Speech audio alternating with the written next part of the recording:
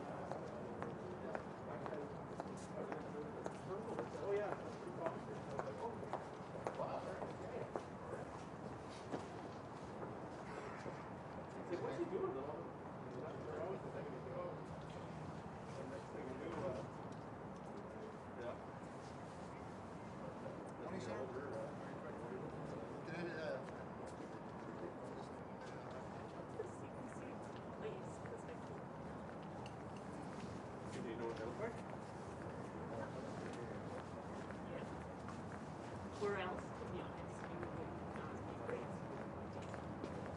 not very expensive.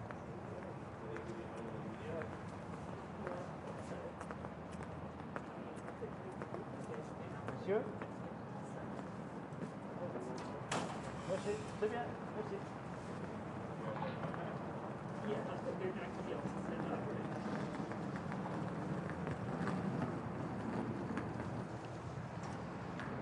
That's the doorstep there, right? Oh, just there. Yeah, I'll show her.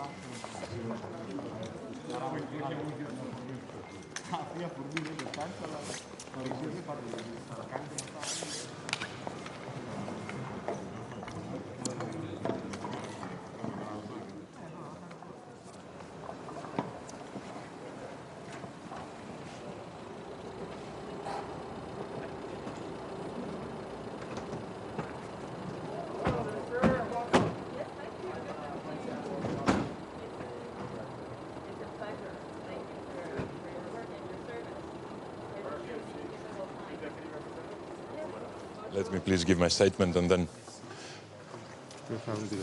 Well, Greece, as a matter of principle, is always for international rule of law.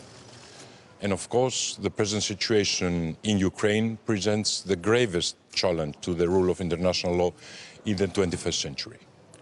In our today's discussion in NATO, we have to address this challenge in a very appropriate manner, with full unity and with full conformity with international law. Apart from this, as you know, Greece has a substantial minority of 150,000 people around Mariupol in Ukraine. We care about those people. As we speak, there is Nostos 3, our third evacuation operation. We care and we pray for our compatriots. Mr. Dendias, what can Greece do next? What can NATO do next, sir?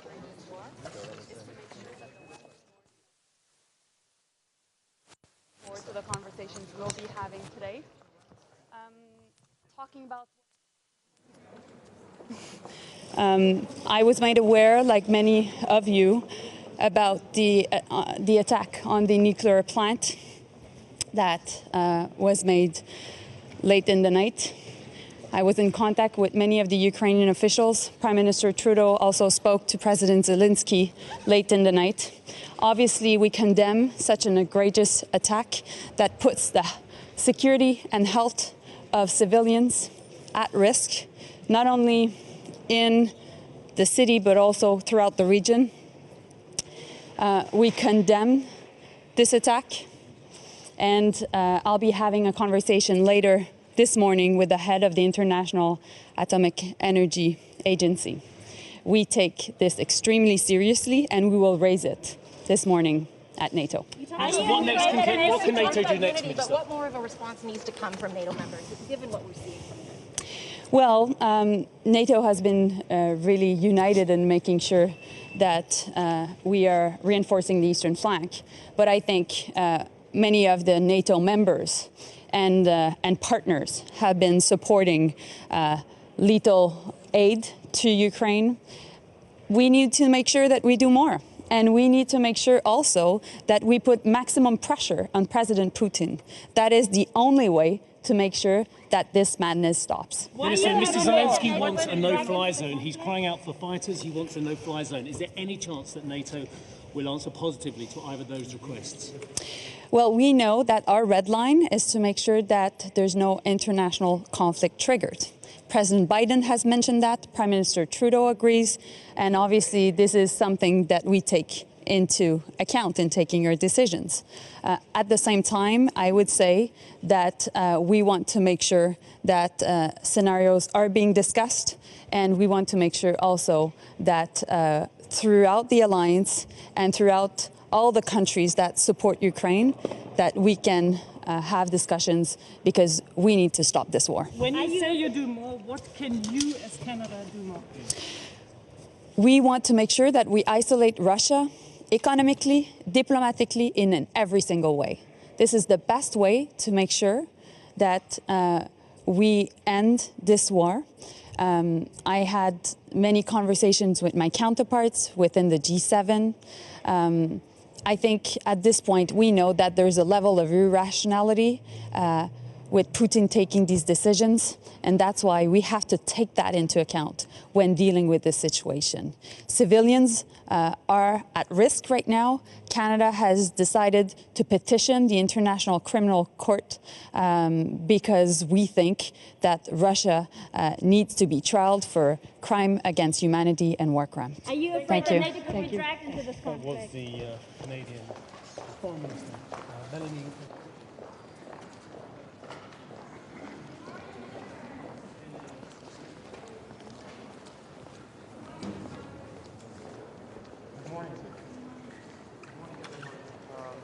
It is indeed a very timely.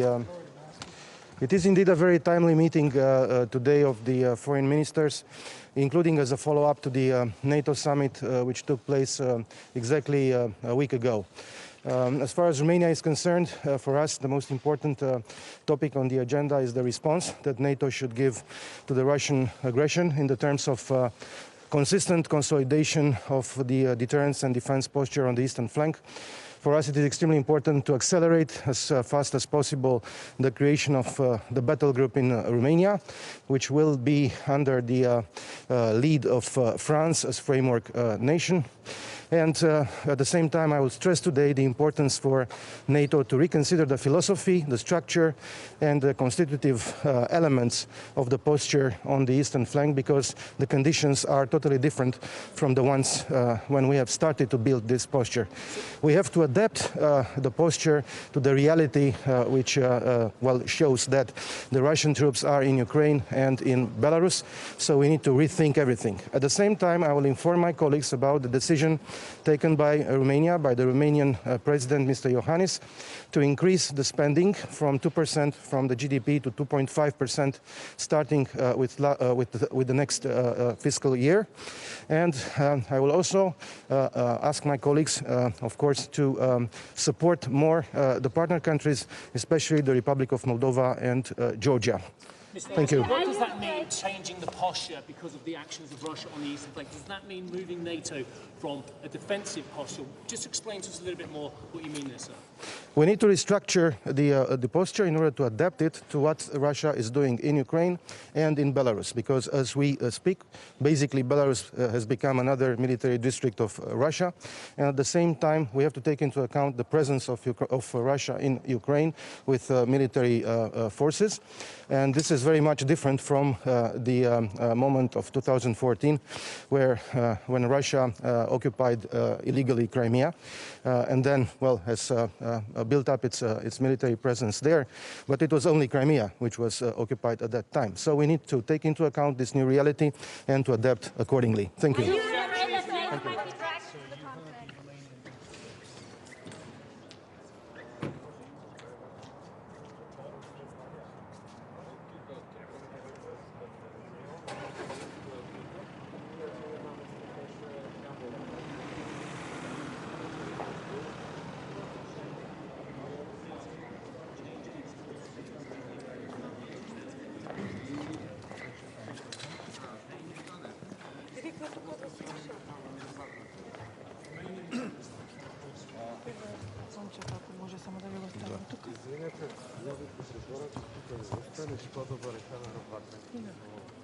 Ne znam zašto tako se ne namestio.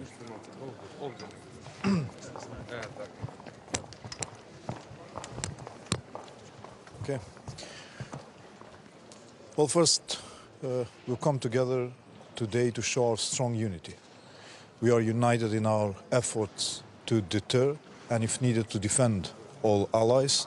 We are united in our condemnation of the Putin's war. We have imposed substantial sanctions, and Russia is isolated. The recent UN vote showed that the world is united against Putin's war of choice.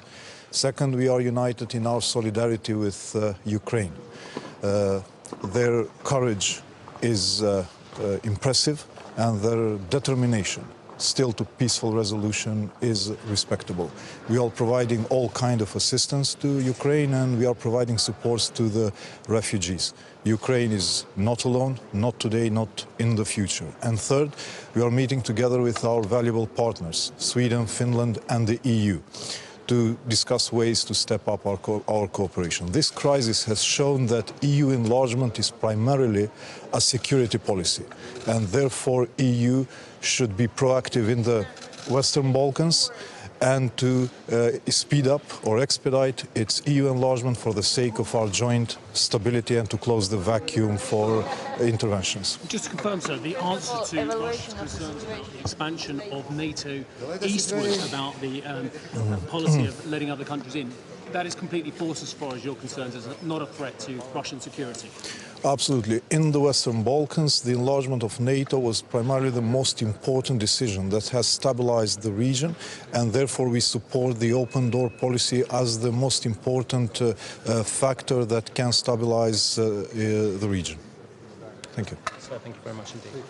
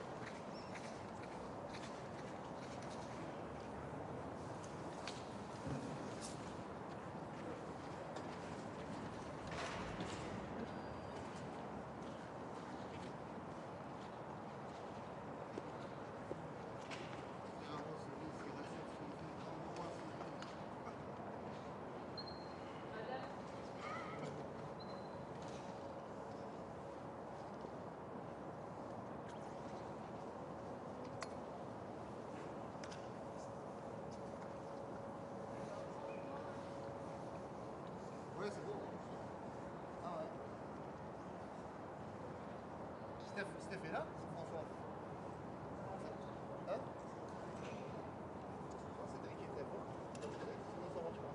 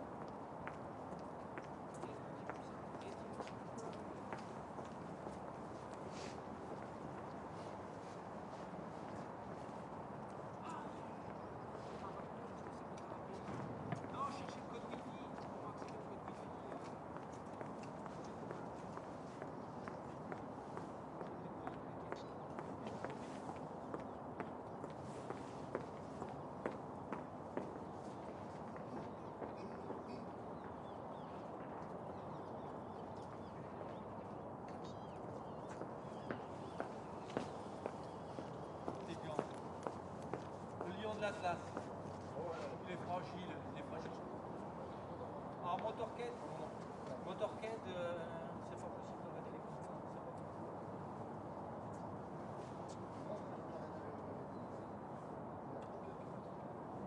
Tu vas arriver, t'arrêter vite.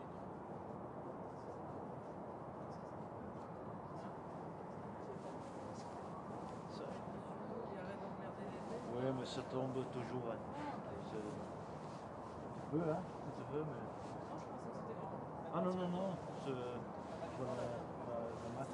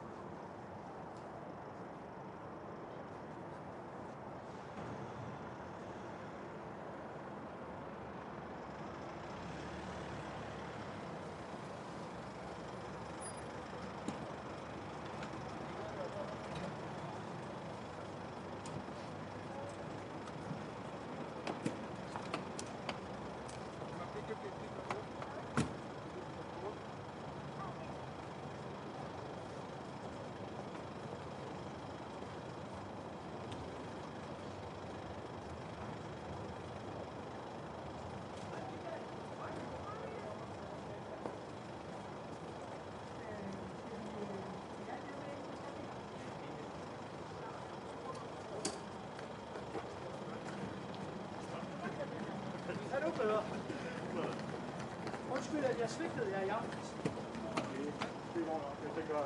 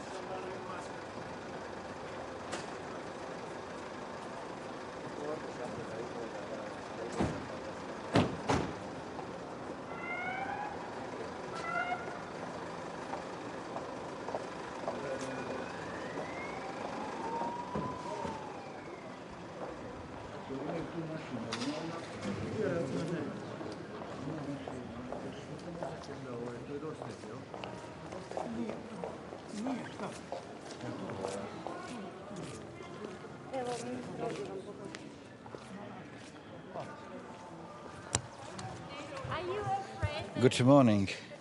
Are you afraid that NATO could be dragged into this conflict? So, and first of all, Europe's security is in danger because of the Russian aggression on Ukraine, and we see the tragic situation there, and the loss of lives, suffering, and destruction, and we pay really an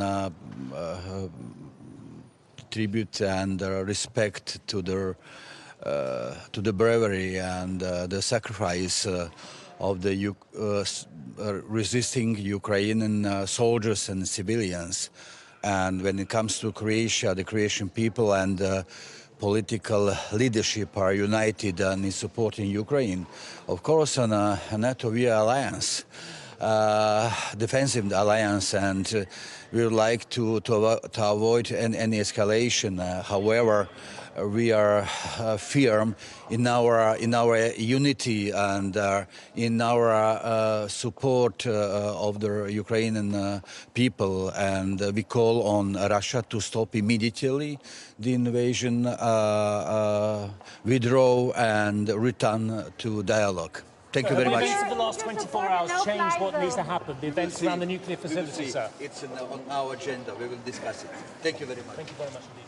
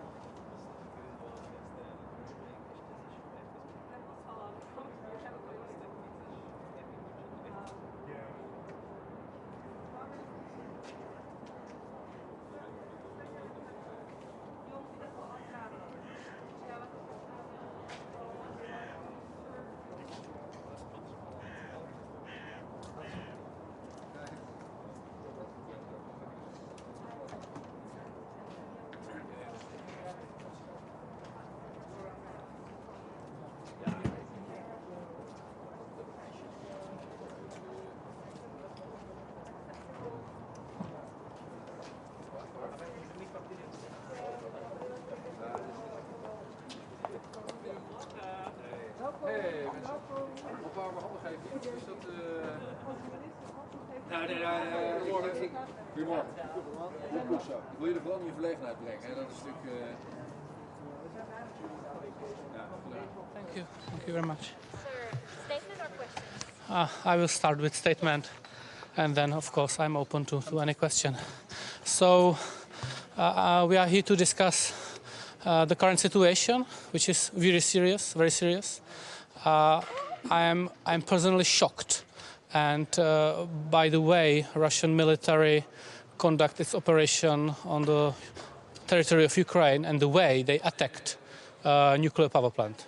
This is really serious situation, and we have to face it. So what can the Czech Republic, what can NATO do in response to that event of the last 24 hours?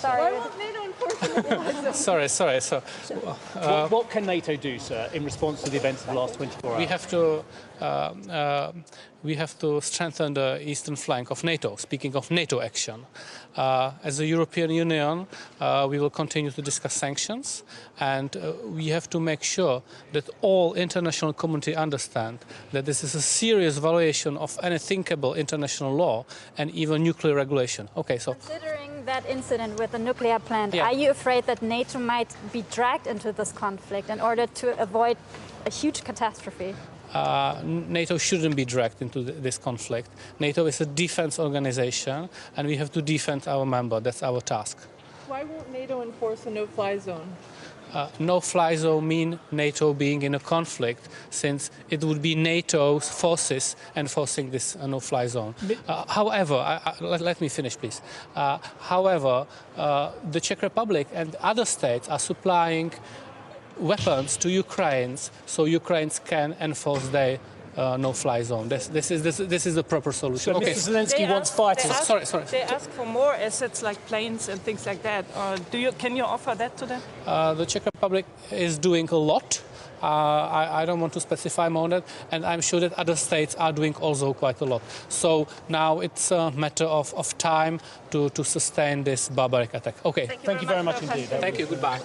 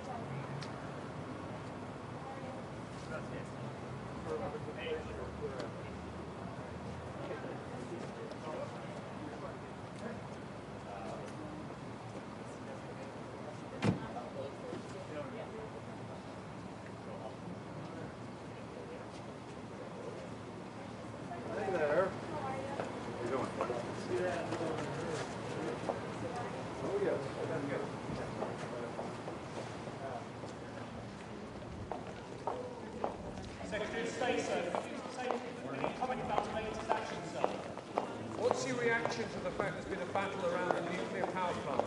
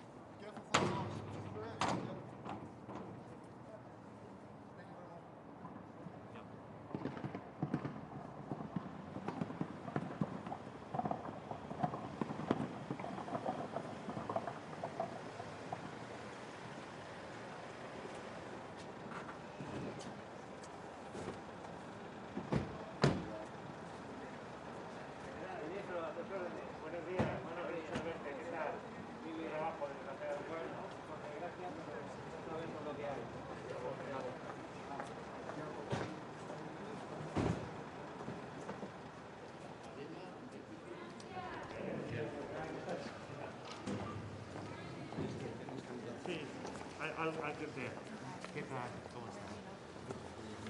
¿Qué tal?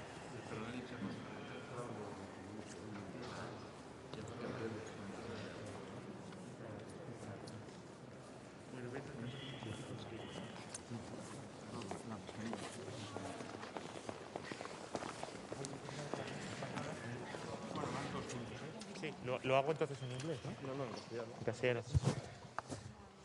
Good morning. I will start in Spanish. Okay.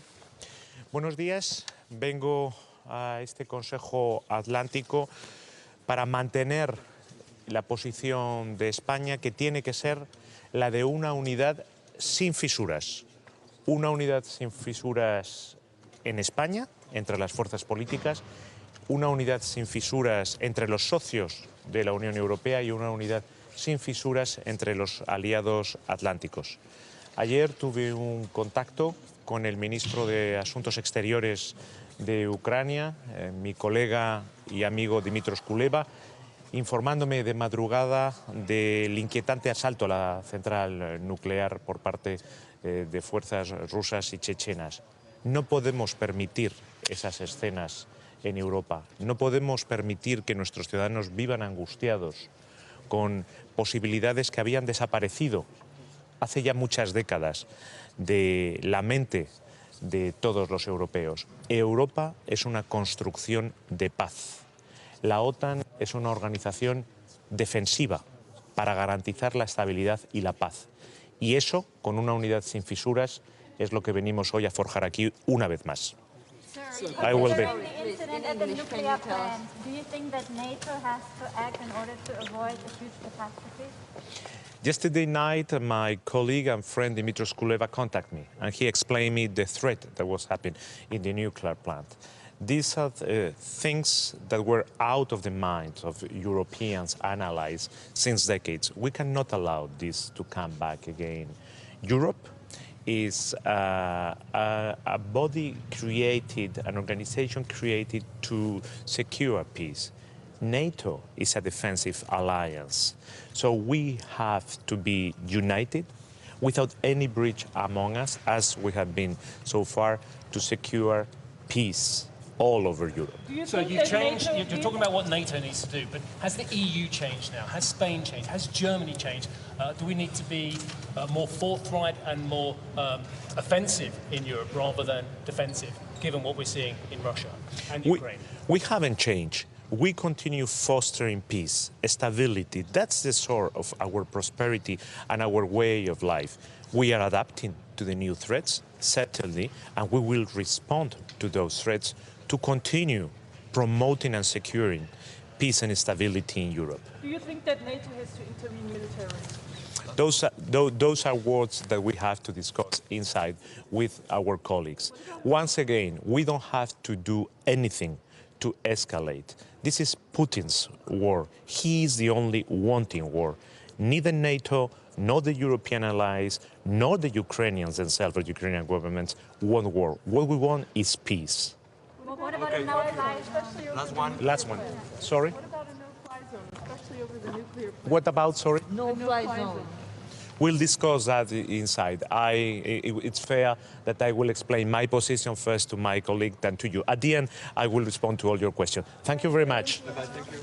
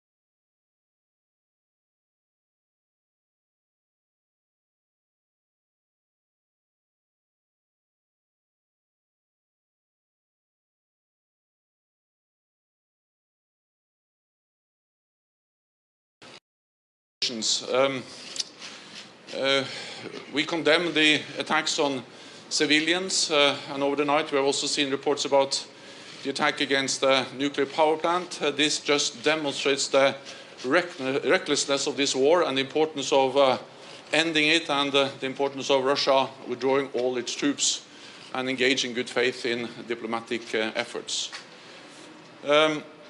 NATO allies have implemented unprecedented sanctions. We provide support to Ukraine. At the same time, NATO is not part to the conflict. NATO is a defensive alliance. We don't seek war, conflict with Russia. At the same time, we need to make sure that there is no misunderstanding about our commitment to defend and protect all allies, and therefore we have increased the presence of NATO forces in the eastern part of the alliance. This is a defensive presence, and I welcome the strong commitment from the United States with more troops. I met many of them, and it's always great to meet US troops in Europe and to see their commitment and their professionalism being part of the transatlantic bond. I also welcome that European allies and Canada are stepping up with more presence in the eastern part of the alliance, on land, at sea and in the air. If anything, I think the crisis we are faced with now demonstrates the importance of North America standing together in strategic solidarity in NATO. So once again, Tony, welcome. It's great to see you here.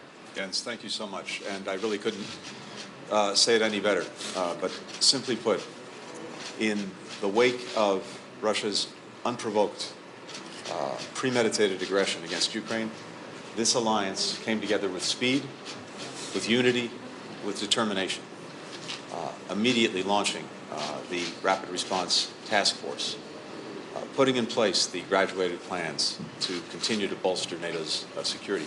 Every ally, in one way or another, is coming to Ukraine's assistance. Every ally, in one way or another, is helping to strengthen NATO itself. And as the Secretary General said, ours is a defensive alliance. We seek no conflict. But if conflict comes to us, we're ready for it. And we will defend every inch of NATO territory. At the same time, as the Secretary General said, we're preparing for NATO's future. And the events of the last few weeks, as they continue, will further inform that future, particularly going into the NATO summit in a few months, and the writing of a new strategic concept. All of these things are coming together at a critical time, but the single common denominator that we found, and that is the strength of everything that we do, is the unity of this alliance. It's been on full display in these weeks. It will remain on full display going forward, and I look forward to consulting with you, Jens, about the steps we're going to take next. Thank you. Thank you.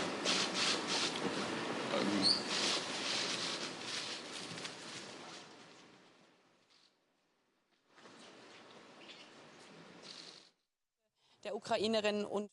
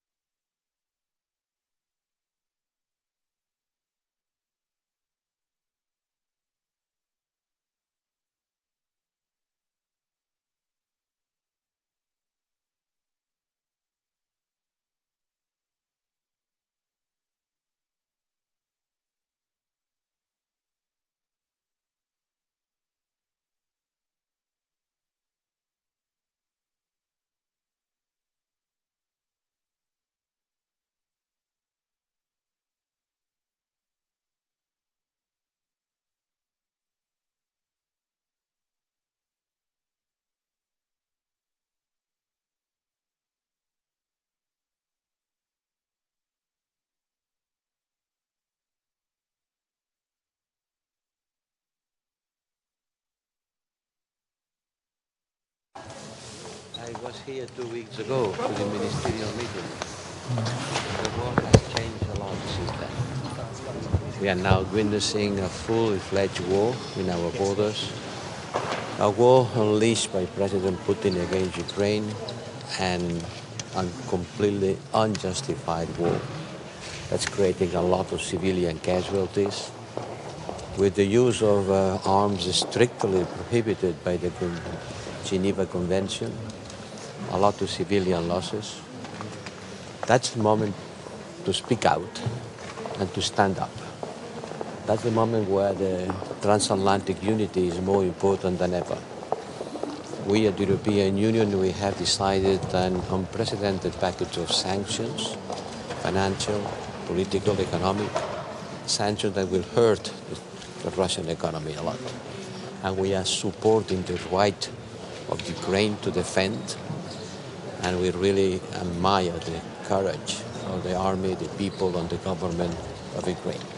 I think it's important to launch the Moscow mechanism and to send a message, a mission, to see which are the acts that can be considered war crimes.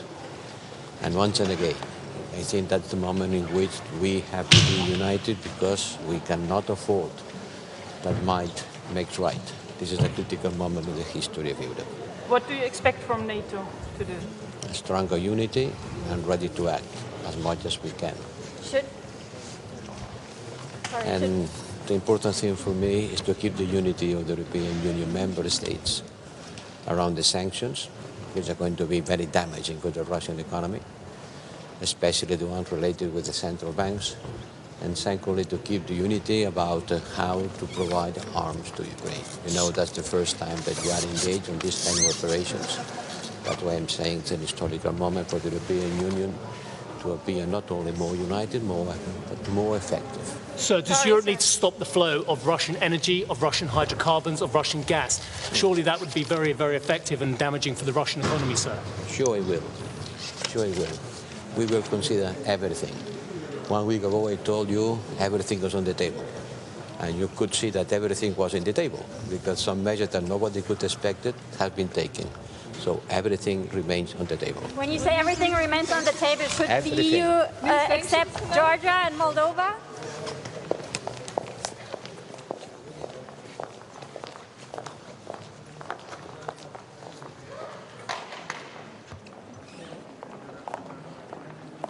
Keep calm and don't shout.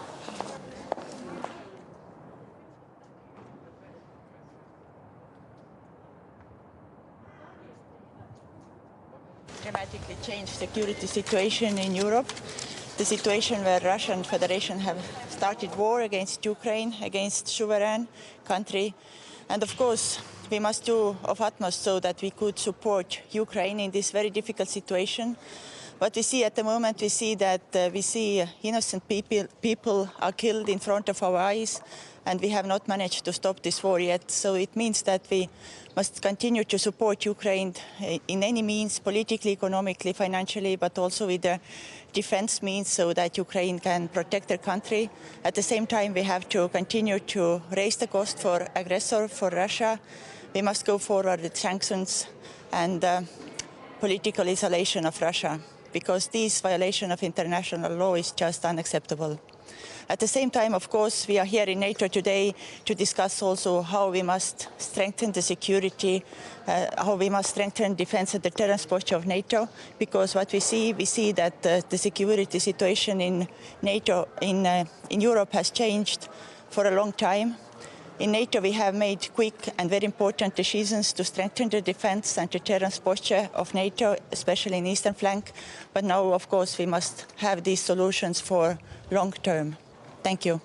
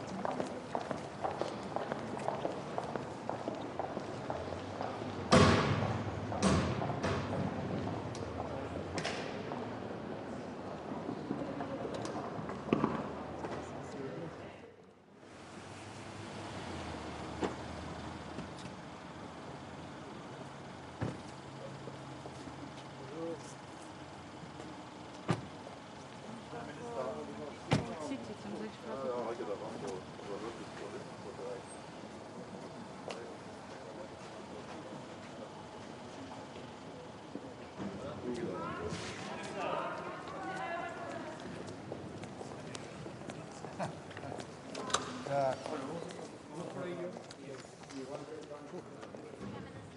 morning, sir. Good morning. Good morning, sir. What does NATO need to do next? Ich spreche Deutsch. Geht das? Engels? Ganz. So, ja. Also, ich glaube, heute gibt es 3 Sachen, die wichtig sind. Zuerst müssen wir den Russen ganz klar sagen, dass wenn wir unsere NATO-Mitglieder im Osten, wenn wir denen helfen, ist das keine Kriegshandlung. Wir dürfen uns also nicht provozieren lassen und uns da einziehen lassen. Das Zweite ist, wir müssen die Länder beschützen, die in der Europäischen Union sind, aber nicht in der NATO, wie zum Beispiel Schweden und Finnland. Aber auch ein sehr starkes im Fokus haben Moldawien und natürlich auch Georgien. Und dann das Dritte ist, wir müssen in der NATO uns ganz gut überlegen, denn nach jedem Krieg gibt es auch wieder Frieden, ob wir alles radikal abbrechen, auch das, was seit 1997 aufgebaut worden ist. Sie wissen, dass die Europäische Union, viele Gedanken davon sind entstanden noch während des Zweiten Weltkriegs. Und hier müssen wir also aufpassen, dass wir jetzt keine Schritte machen, die hernach uns schädigen. So, ich muss mich. Sie denn von einer No-Fly-Zone über der Ukraine jetzt nach den vor allem auch Ja, also gut, zuerst muss die No-Fly-Zone wie überall von der UNO entschieden werden. Wir sind ja Realisten. Ne? Und dann das Zweite, wer würde das dann auch kontrollieren? Ich glaube, wir müssen jetzt mit den Füßen auf dem Boden bleiben und den Druck, den wir bis jetzt aufrechterhalten haben, müssen wir weitermachen. Allerdings auch wissen, diese wie sagt man das, Ohnmacht auch in der NATO militärisch einzuwirken, denn das wäre dann ja, eine Weltkatastrophe. Aber kann okay, das passieren, ich muss gehen, es tut mir leid. Wird?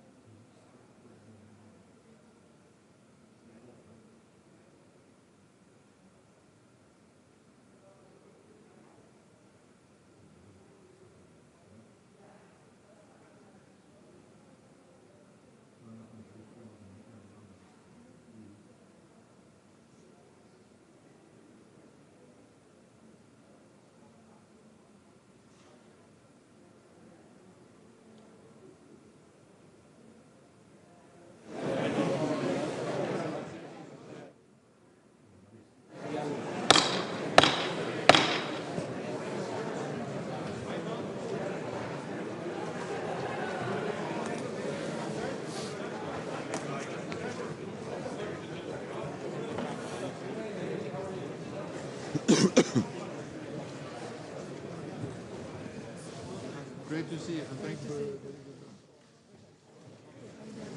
See you soon.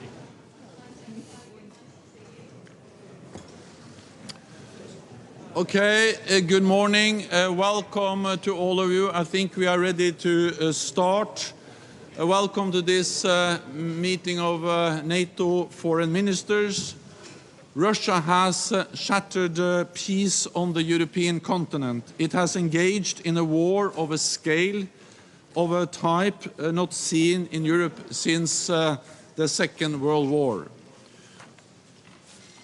Russian aggression has created a new normal for European security, where fundamental principles are contested through the use of force. The threat of pervasive conflict is real. We stand by the people of Ukraine and its democratically elected government, and we call on President Putin to stop the war, pull all his forces out of Ukraine, and engage in good faith in diplomatic efforts. NATO is a defensive alliance. We do not seek conflict with Russia. But let there be no doubt, our commitment to Article 5 of the Washington Treaty is ironclad. NATO will protect and defend every inch of NATO territory. And this ends the public part of the meeting, and I thank the media for joining us at the opening of the meeting, and we will continue in just a moment. Thank you.